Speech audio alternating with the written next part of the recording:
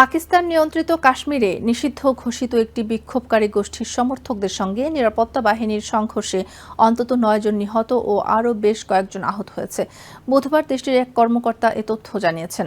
অর্থনৈতিক ও প্রশাসনিক সংস্কারের দাবিতে আন্দোলনরত জয়েন্ট আওয়ামী অ্যাকশন কমিটির সমর্থকরা সরকারি সতর্কতা অমান্য করে এ সপ্তাহে আঞ্চলিক রাজধানী মুজফ্ফরবাদের দিকে পদযাত্রার ঘোষণা দেন।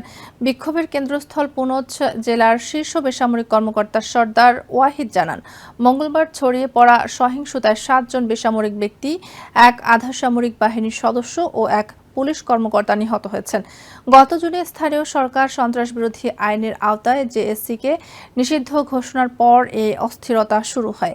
১ মাসের বেশি সময় ধরে অঞ্চলটির বিভিন্ন স্থানে বিক্ষোভকারীদের অবস্থান কর্মসূচি চলছে। বেশ কয়েকটি সংঘর্ষে নিহত হয়েছেন অন্তত ২২ জন। নিউ ইয়র্ক থেকে সম্প্রচারিত TVN 24 টেলিভিশন বিশ্বজুড়ে বাঙালির কণ্ঠস্বর।